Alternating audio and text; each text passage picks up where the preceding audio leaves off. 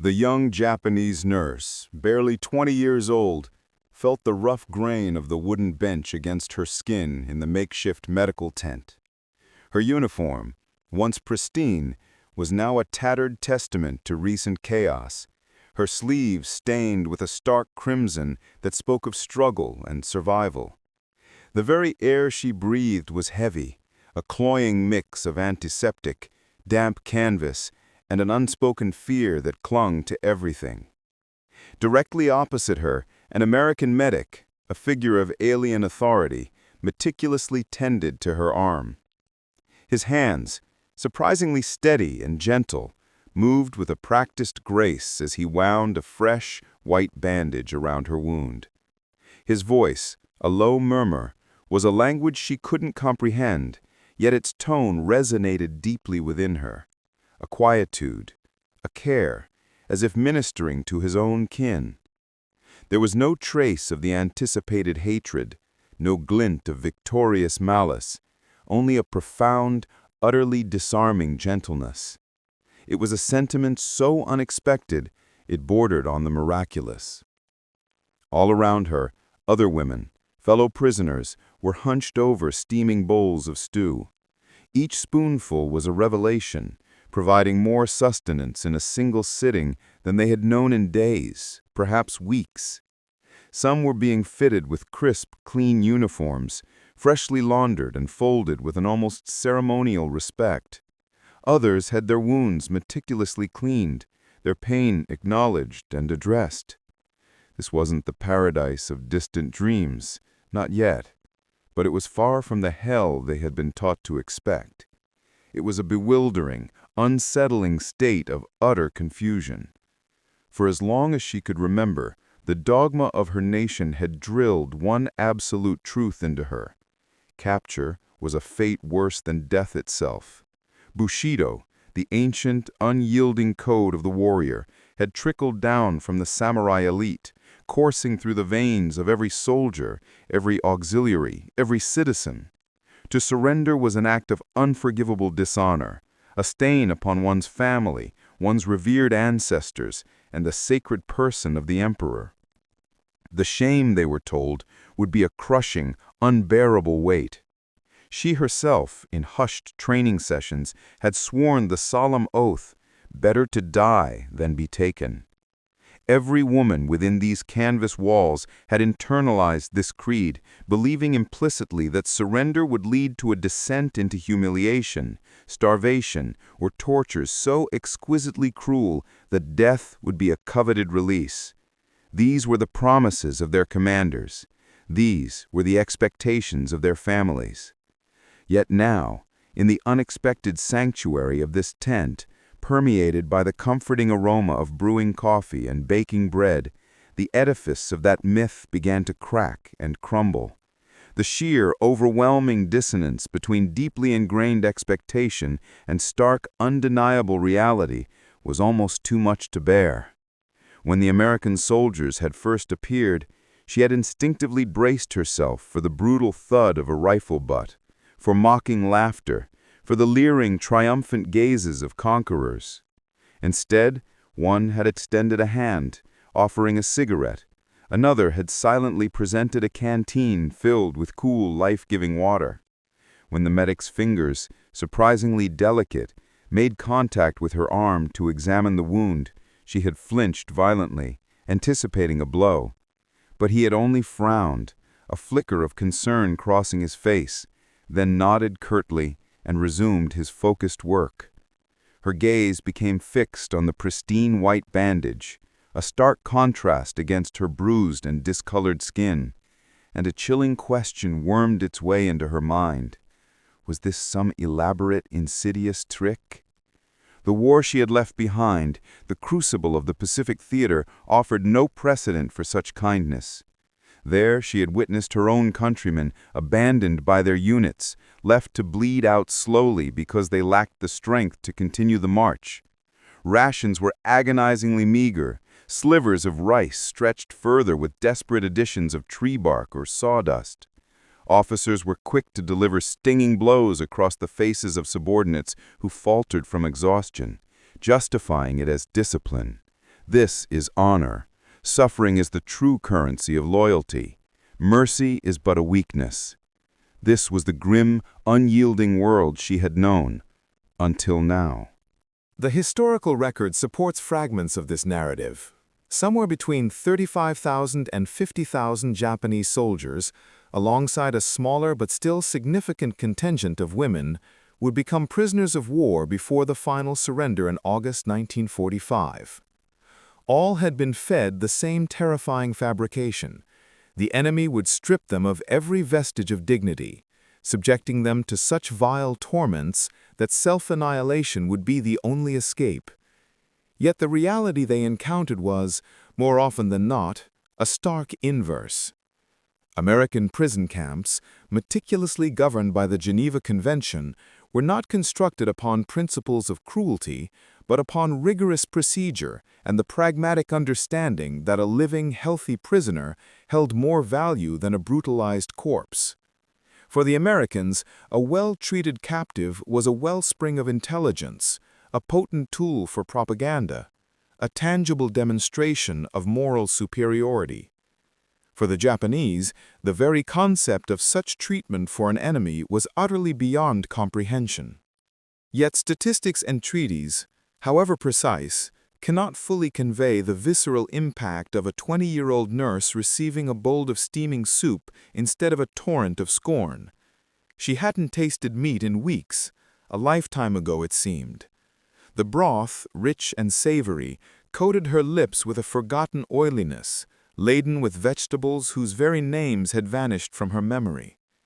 As she swallowed, her body trembled, not just from the gnawing hunger that had become her constant companion, but from sheer, incomprehensible disbelief. Beside her, an older woman, her face etched with years of hardship, quietly wiped her mouth and openly wept. To shed tears over a bowl of stew might seem absurd, even comical in another context. But in that moment, the food transcended mere sustenance. It was incontrovertible proof that the enemy, against all indoctrination, saw them as human beings. The irony was a bitter, sharp taste. While Japanese propaganda relentlessly insisted that American captivity meant absolute degradation, here were guards who learned their names, doctors who diligently treated their wounds, cooks who distributed bread as if to cherished comrades. Simultaneously, across vast oceans, Allied prisoners in Japanese camps endured starvation rations, suffocated in bamboo cages, and toiled in back-breaking labor. 1 in 3 would succumb to their ordeal. The contrast was staggering, almost grotesque in its disparity. One side meticulously built survival into its prison policy, the other, intentionally or not, built death. Still, trust was not easily granted. Some women initially refused food, their minds poisoned by the conviction that it must be laced with poison. Others hoarded the chocolate they were given, certain it was merely bait in a cruel game. The nurse herself hesitated when the medic offered her a cup of coffee, the dark steam curling upward like an unfamiliar incense. She had never tasted it before. When she finally brought herself to drink, the unexpected bitterness startled her tongue. She coughed, and the medic chuckled softly, a low, gentle sound, shaking his head as if amused by her innocence. That small, undeniably human sound, the soft laughter of an enemy, pierced her emotional armor more profoundly than any bullet ever could. The shock was not merely physical, it was a seismic cultural upheaval. These women had been meticulously molded within a system that systematically stripped them of their individuality. They were auxiliaries, mere functionaries, replaceable cogs in a vast impersonal war machine. Their personal comfort was irrelevant. Their suffering was merely proof of their unwavering devotion. Yet here, in the hands of their supposed mortal foes, they were treated as distinct individuals. A designated bed for each meant that a single body mattered. A blanket implied that warmth was not a luxury but a right, not a weakness but a need. A clean bandage signified that healing was an effort worth expending. These simple, mundane things, utterly ordinary to the Americans, struck the women receiving them like thunderous revelations. It was a world inverted, turned utterly upside down. Soldiers who had been stoically prepared to embrace death now found themselves fed. Nurses who had braced for the ultimate shame now encountered unexpected respect. Even the profound silence of the camp at night was disorienting. There were no shrill, shouted orders, no ritualized, degrading punishments. Only the distant, muted hum of guards speaking quietly amongst themselves, and the faint, melancholic notes of a harmonica drifting across the barracks. Some women lay awake, staring up at the unfamiliar ceiling, half convinced they had stepped not into captivity, but into some bizarre, vivid dream. There was fear, certainly, a lingering shadow, but beneath it, the first fragile sparks of something far more potent and dangerous: curiosity. If the Americans were not the monstrous demons they had been painted as, what else had been a lie? If capture did not equate to utter dishonor, then what truly was honor? These profound questions began to ripple silently through the group, whispered in the hushed darkness, or painstakingly scribbled in letters home when such a privilege was granted. For the nurse, the pivotal moment arrived not with food or bandages, but with a simple pencil and a pristine sheet of paper. She was informed she could write to her family. For a long, silent moment, she simply stared at the blank page, her mind reeling. She had been unequivocally told that such a thing was impossible, that the enemy would never permit words to travel freely. Yet here it was, the waiting paper, a silent invitation. Slowly, hesitantly, she wrote, "Mother, I am alive. They feed me. They treat me kindly. I do not understand this war anymore." That letter, like countless others dispatched from the American camps, would be intercepted by Japanese intelligence. Its astonishing contents would undoubtedly trouble those who read it. How could such a paradise exist within the confines of a prison? How could dignity blossom behind barbed wire? She, of course, did not yet know the full weight of what was unfolding. The bandage on her arm was not merely fabric and adhesive. It was a single fragile thread, beginning to unravel an entire, deeply ingrained belief system, one that would force her and her nation to confront questions far more agonizing than any physical wound. The first full morning within the camp felt like a startling transition into another universe entirely. The women awoke not to the jarring cacophony of shouted orders or the ominous clatter of military boots, but to the faint, almost enticing aroma of bacon wafting gently through the barrack. The air was cool and crisp, the light diffused and soft as it filtered through the wooden slats, and for a suspended moment they lay utterly still, half convinced it was some elaborate trick of their senses, a cruel mirage. Then came the call for breakfast. Not a barked command filled with anger, but a calm, steady announcement of routine. They shuffled uncertainly into line, their steps hesitant, as though expecting the fragile illusion to shatter at any second. Instead, they were presented with trays laden with eggs, slices of bread, and steaming mugs of coffee. Some women froze, staring at the unexpected bounty. One whispered, her voice barely audible, that it must surely be a test. But as they watched the American guards casually take their own plates, eating the very same food without a hint of hesitation, their deep-seated suspicion slowly, reluctantly, began to erode. The young nurse lifted her fork with trembling fingers. She had known a hunger so sharp, so pervasive, that it had gnawed at her very bones. Now, with the first tentative bite, her body jolted awake. The unexpected richness of the egg yolk on her tongue, the soft, yielding warmth of the bread against her teeth. These sensations were almost violently novel, overwhelming in their simplicity. Tears stung her eyes. Around her, others devoured their food with a quiet, desperate intensity, their ingrained dignity warring fiercely with their ravenous hunger. One woman suddenly let out a laugh, a high-pitched, almost hysterical sound, then clamped a hand over her mouth in immediate shame. Yet no guard shouted, no punishment was meted out. The guards merely glanced over with mild curiosity, as if laughter, even here, was a permissible human expression. The beds themselves were nothing short of a revelation.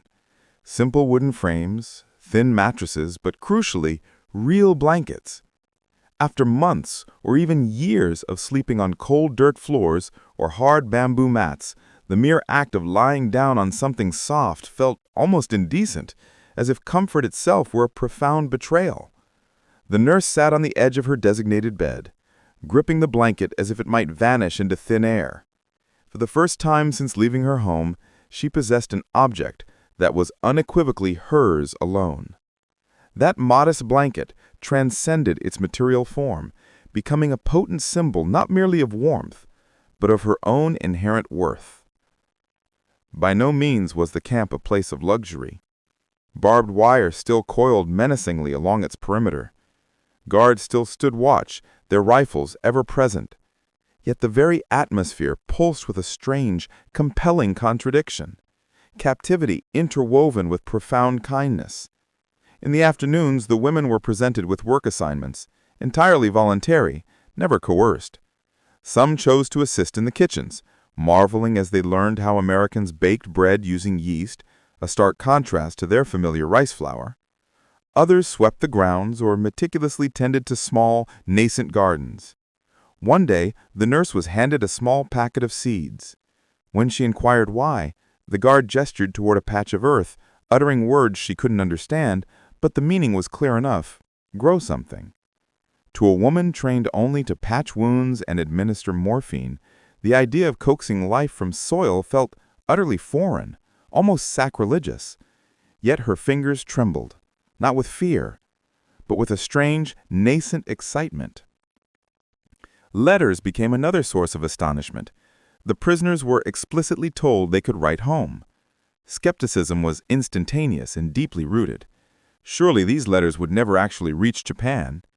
But when provided with paper and pencils, the women sat in stunned silence, staring at the blank sheets. Slowly, painstakingly, words began to spill onto the pages. One wrote of the abundant meals, another of the unexpected warmth of her bed, yet another of the bandages meticulously changed by American doctors.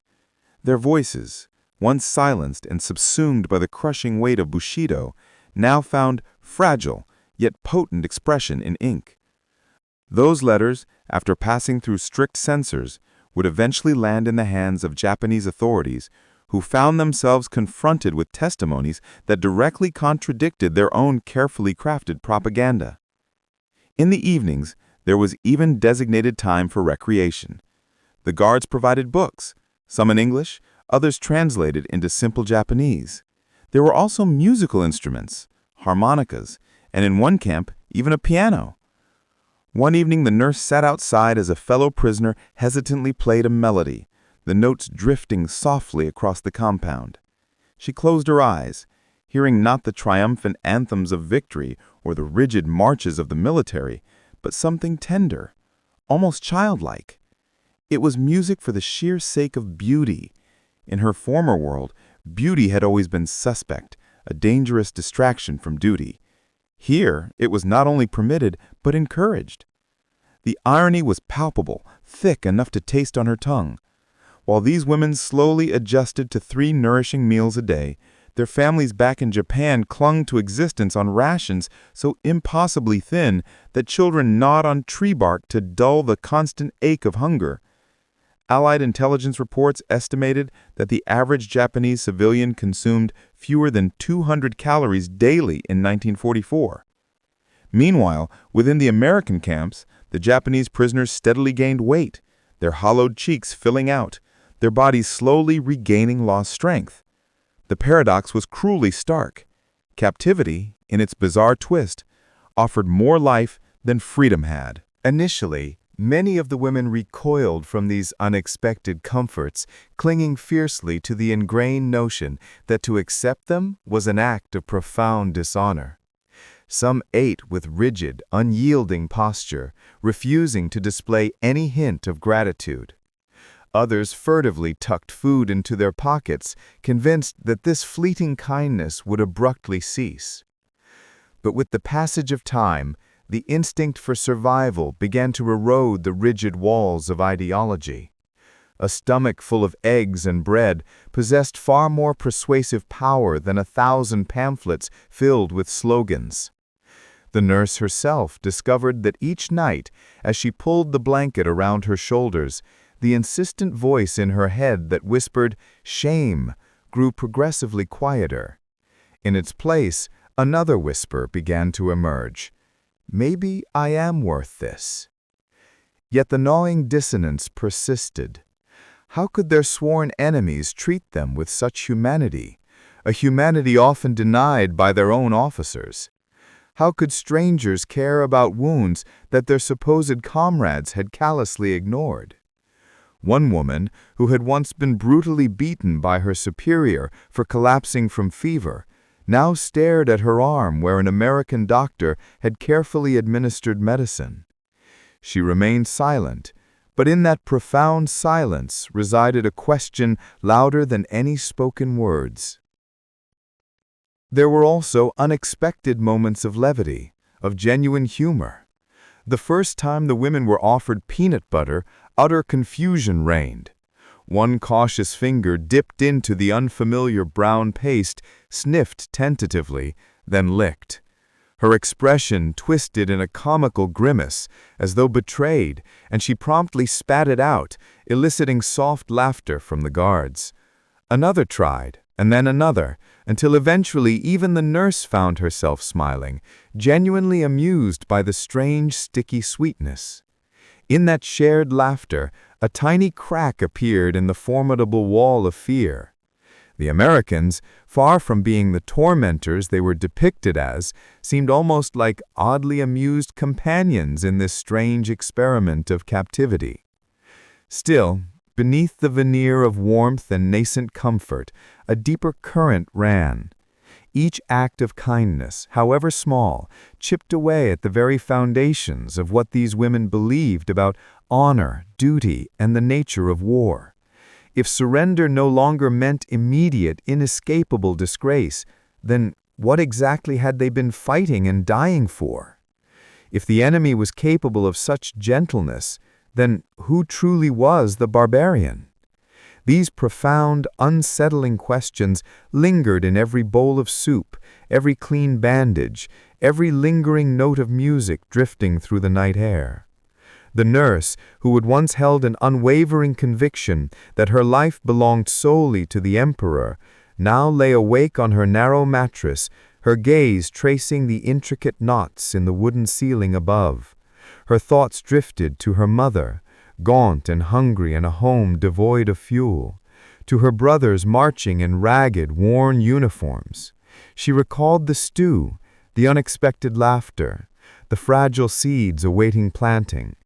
She felt suspended on the precipice of two worlds, one collapsing with terrifying finality, the other utterly unknown and terrifyingly vast. What unsettled her most profoundly was not the physical comfort itself, but the radical idea it implicitly conveyed, that her individual life, her unique existence, actually mattered. That startling realization was far more destabilizing than any weapon, any bomb. Because once dignity is tasted, truly experienced, it can never be wholly forgotten.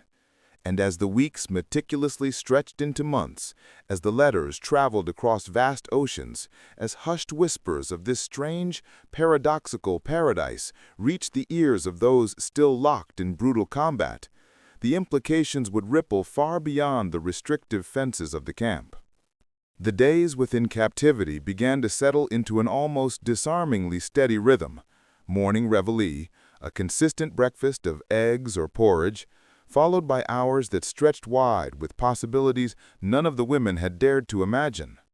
The barbed wire remained, a constant, sharp reminder against the distant horizon. Yet within its seemingly impenetrable bounds, something far more subtle and profound unfolded. It wasn't simply a matter of survival. It was the slow, quiet, yet utterly revolutionary blossoming of dignity.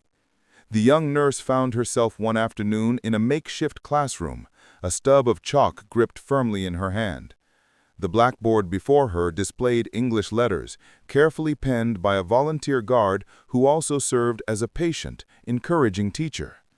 She hesitated, her hand trembling slightly, before tracing her own shaky rendition of the word home.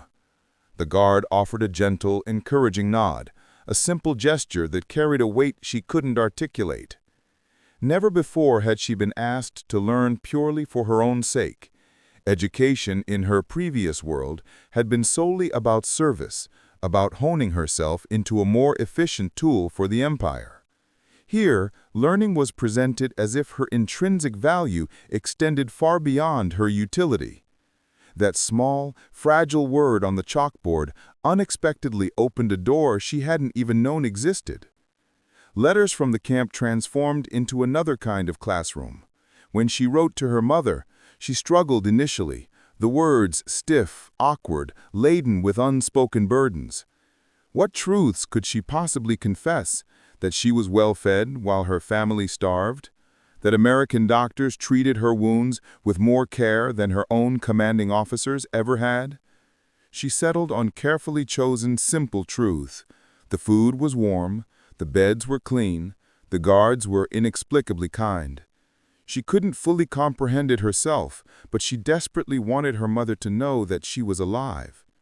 Weeks later, when hushed whispers reached her that such letters were indeed intercepted and scrutinized by Japanese officials, she wondered what those men in Tokyo thought as they read her words. Did they discern the nascent cracks spreading through the meticulously constructed narrative they had spun? Medicine, too, became a battlefield of perception. One woman, plagued by a relentless toothache for years, was carefully led to a camp dentist.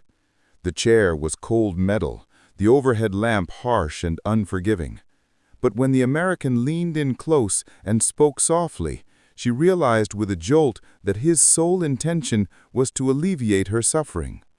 Moments later, the rotten tooth was gone, and for the first time in years, she experienced genuine, profound relief. She touched her jaw in disbelief. No officer in her own army would have ever spared her from such agony. This act was not merely medical, it was radically compassionate. Pain, she realized, was not an inevitable, immutable decree. It could be met with genuine compassion. Even faith found unexpected sanctuary within the camp. A small group of women discreetly fashioned a makeshift shrine from stones and scraps of wood, arranging it in an unobtrusive corner. They fully expected it to be summarily torn down. Yet, when an American guard noticed it, he merely nodded respectfully and continued on his patrol. This unexpected permission to practice their devotion without scrutiny or interference felt like drawing a deep, cleansing breath after years spent underwater. Others attended informal gatherings where a Christian chaplain offered words of comfort, not with coercive force, but with a strange, unpressured gentleness that left them profoundly unsettled. The very concept of choice itself was foreign. The empire had demanded worship. The Americans simply allowed it. Music, too, insidiously crept into their lives like forbidden joy. On quiet evenings, the haunting, sweet sound of a harmonica drifted across the compound, played either by a guard or, occasionally, by a prisoner who had learned from him.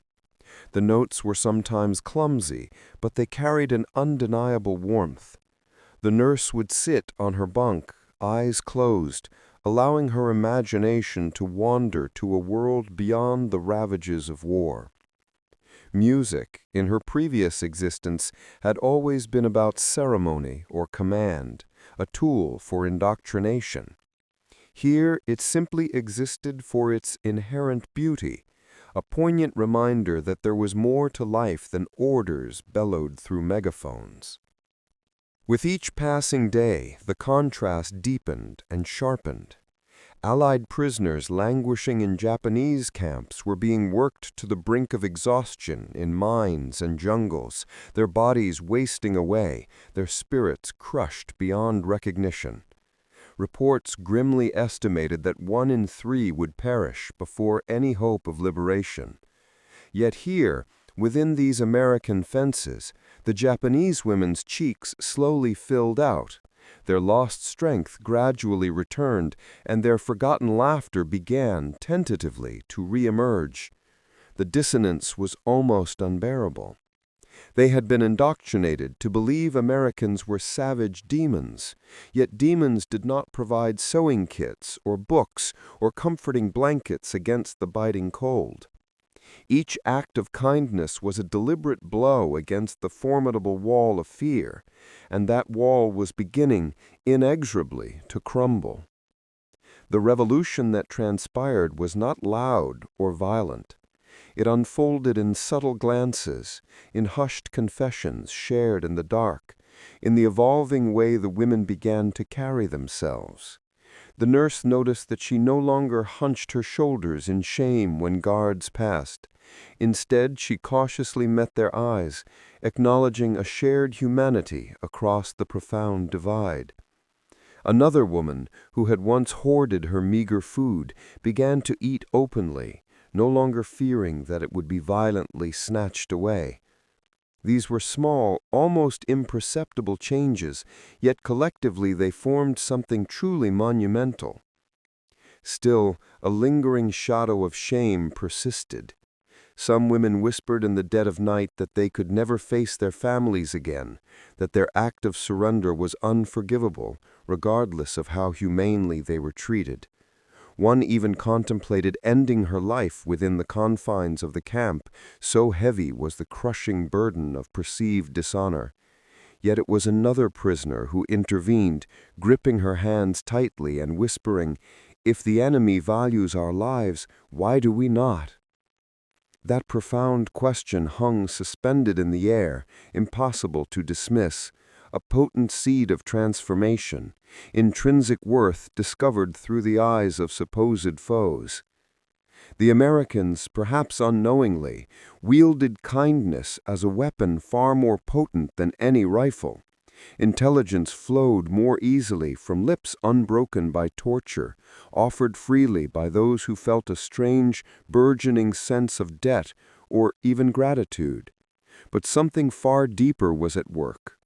These women were not simply cooperating, they were awakening to the radical, life-altering notion that dignity was not inextricably tied to blind obedience or a glorious death.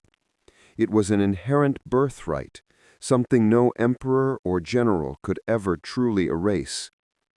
One quiet evening, as rain pattered softly against the barracks roof, the nurse held in her hands a pair of spectacles, newly fitted for her eyes. She carefully slipped them on, and the world before her sharpened dramatically. Lines became exquisitely clear, edges distinct, faces visible in ways they hadn't been for years. She blinked back tears of wonder. The American doctor who had handed them to her had simply stated no one should live in a blur. She understood enough to grasp the profound meaning, not just physical vision, but a newfound clarity of perception. For the first time, she saw not only the world more sharply, but perhaps herself as well. These profound transformations did not come without their own immense cost. They tore at long-held loyalties, shaking the very foundations of their understanding. What did it truly mean to serve an empire that knowingly starved its own people, while your enemies provided sustenance? What did it mean to uphold a code that demanded your death, when life itself offered such unexpected, tender mercy? Each woman wrestled with these tormenting questions in the lonely confines of her own mind, yet collectively they formed a silent, growing chorus of doubt. The nurse often returned to her blanket at night, clutching its edge, vividly recalling the solemn oath she had once sworn, better to die than surrender. Now she lay alive, warm and fed, deeply unsure if she had betrayed her country, or if, in a more profound sense, her country had betrayed her. That gnawing uncertainty became the true wound, deeper than any shrapnel, far harder to heal. And beyond the camp's fences, rumors began to insidiously spread across battlefields. Rumors of prisoners treated with astonishing decency, of women exchanging letters with home, of dignity somehow preserved behind fences.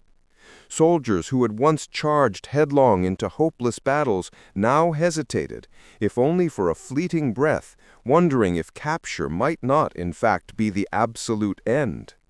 That moment of hesitation was dangerous, not merely to the empire's embattled armies, but to its very soul.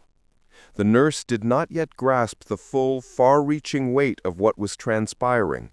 She only knew that when she looked into a borrowed mirror from the infirmary one evening, she saw more than just a prisoner staring back.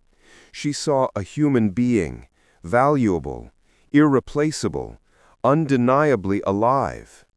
And once that profound realization took root, there was, quite simply, no going back. What she could not yet fully comprehend was how this quiet internal revolution would echo far beyond the confines of the fences, reshaping not only the trajectory of her own life, but potentially influencing the course of an entire nation still stubbornly clinging to its ingrained myths. The war ultimately ended, not with the deafening thunder of artillery, but with an almost surreal, profound silence. When the official announcement finally reached the camps, the women did not erupt in cheers. They sat stunned, their gazes fixed on the ground, uncertain whether to truly believe it. Japan had surrendered. The mighty empire that had so relentlessly demanded their death rather than capture had finally bowed its head. The barbed wire still framed their view, a physical constant, but its meaning had irrevocably shifted. It no longer marked them as mere prisoners of an ongoing conflict. It marked them as silent witnesses to its definitive, undeniable end. Repatriation began slowly, a meticulous, bureaucratic process. Trains, ships, and convoys were painstakingly organized to return them to a homeland they had not seen in years, a land that would surely be profoundly altered. The young nurse boarded a vessel bound for Yokohama, clutching a small, precious bundle of belongings the Americans had graciously allowed her to keep. Her modest blanket, the newly acquired spectacles, and the worn letter she had once written to her mother. The vast gray sea stretched endlessly before her, and a deep sense of trepidation settled within her. What awaited her? Would she be welcomed back as a survivor, a testament to resilience, or shunned as a profound traitor? Would the unexpected kindness she had known in captivity simply dissolve the very moment her feet touched Japanese soil? The Japan she returned to was a shattered, unrecognizable landscape. Cities reduced to pulverized rubble, families starving, children with hollow, haunted eyes reflecting an unimaginable hunger.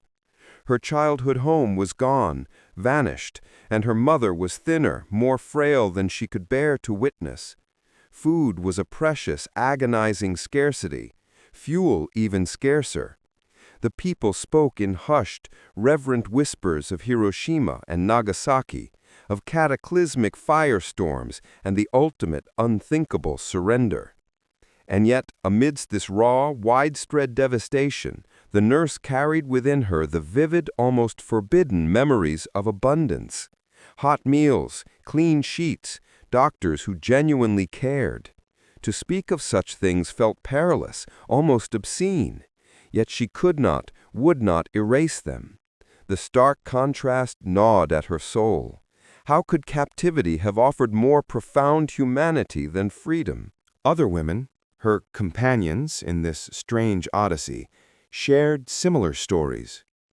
They spoke quietly, in hushed corners and furtive whispers, of American guards who remembered their individual names, of evenings filled with unexpected music, of the profound, life-altering moment they had first been treated as individuals rather than mere tools of the state. Some quietly admitted they had learned English. Others confessed they had secretly devoured American books. For a significant few, these transformative experiences became potent seeds of personal revolution.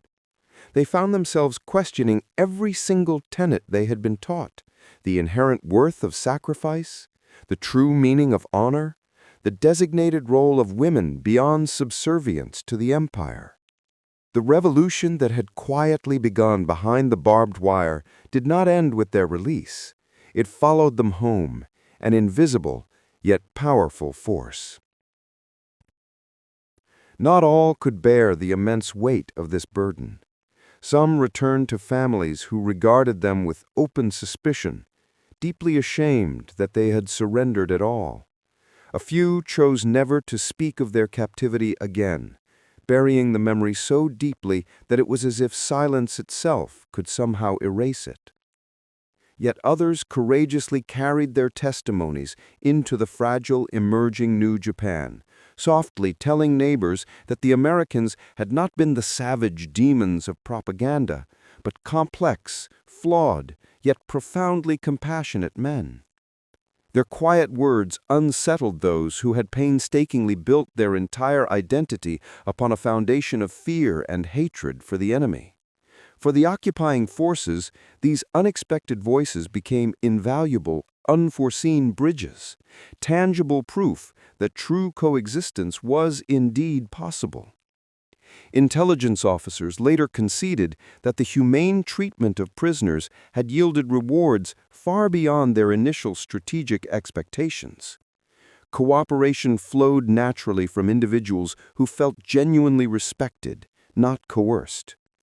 Military secrets were sometimes shared not out of fear, but from a strange, deep sense of debt, even gratitude.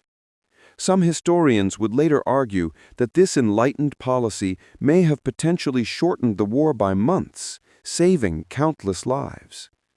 But for the women themselves, the true enduring legacy was not strategic or geopolitical. It was profoundly personal.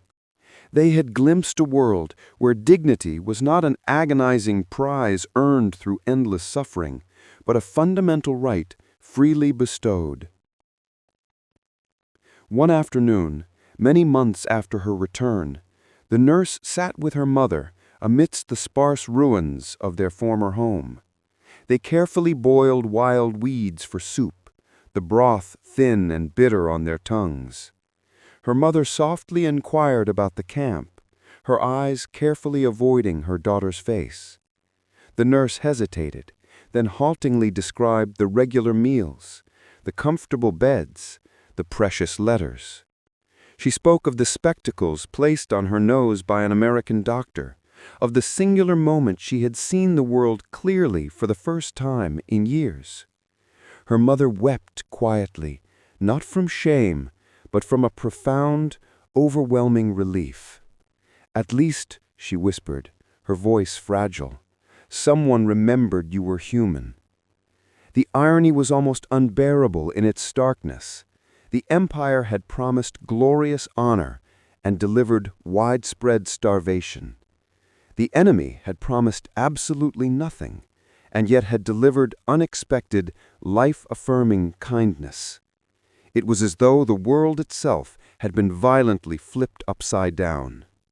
The women who had lived through this profound paradox could never again perceive war in the same simplistic, brutal way.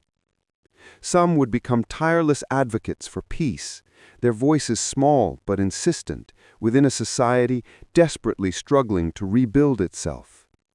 Others would carry their memories in quiet introspection, allowing them to subtly shape the way they raised their children, instilling in them the profound truth that compassion could be infinitely stronger than cruelty. Even decades later, when historians carefully interviewed former female prisoners, Their words carried the same astonishment, the same quiet wonder. "They gave me chocolate," one recalled, her voice still tinged with disbelief. "And I did not believe it was real. I thought it must be a trick. But then I saw the guard eat the same piece. That moment changed me. If the enemy could share chocolate, what else could the world possibly share?" Another woman, her eyes distant, said, "I learned English in the camp. I still speak it. Sometimes I dream in it." These testimonies, fragile yet immensely powerful, collectively formed a rich mosaic of experiences that utterly defied the simplistic, propagandistic narratives. The quiet revolution of dignity did not violently topple governments, but it irrevocably shifted countless individual lives. It unequivocally demonstrated that even in the darkest, most brutal depths of war, kindness possessed the profound power to fracture the hardest, most entrenched ideologies. The nurse, who had once believed her sole worth resided in unquestioning service to the emperor, now knew otherwise. She had been profoundly valued by strangers. She had been treated as if her pain truly mattered, as if her hunger deserved profound relief, as if her obscured vision deserved the clarity of sight. That indelible knowledge became an inherent part of her. It could not, would not be taken back. The Americans, in their pragmatic policies, may not have explicitly intended to ignite such a profound spiritual transformation. Their strategies were rooted in the practical obligations of the Geneva Convention and shrewd strategic thinking. Yet, the unintended, profound consequence was a revelation that humane treatment could indeed win battles that no bomb, however devastating, ever could. The empire's command had demanded death before dishonor.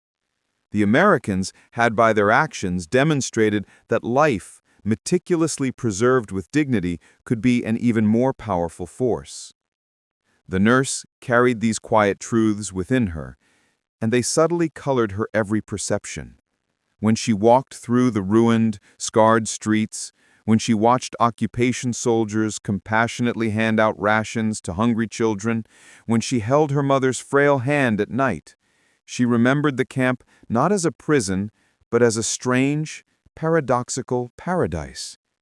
Not a paradise of luxury or opulence, but a profound paradise of humanity, of discovering her own intrinsic worth where she least expected it. And so, the story of these women does not terminate abruptly at the barbed wire. It lingers, a persistent echo in the profound silence of their memories, in the subtle yet indelible changes they brought to their families, in the powerful whispered testimonies they left behind. It lingers in the simple, everyday objects they carried home, the spectacles, the letters, the comforting blankets, which became not mere possessions, but potent symbols of a truth far larger and more enduring than any war. For in the final analysis, the greatest shock was not merely that the Americans had treated them kindly, it was the astonishing realization that kindness itself could somehow survive and flourish in a world seemingly devoted to relentless destruction. That dignity could miraculously bloom even in the bleak confines of captivity, and that even sworn enemies could, in the most unexpected ways, remind you of your own undeniable humanity. And as whispers of these extraordinary experiences spread, first through the intimate circles of families, then through small villages, and finally across vast oceans, they carried with them a single, unsettling question that troubled victors and vanquished alike. If paradise could somehow exist inside a prison, what did that profound truth say about the very world outside its fences?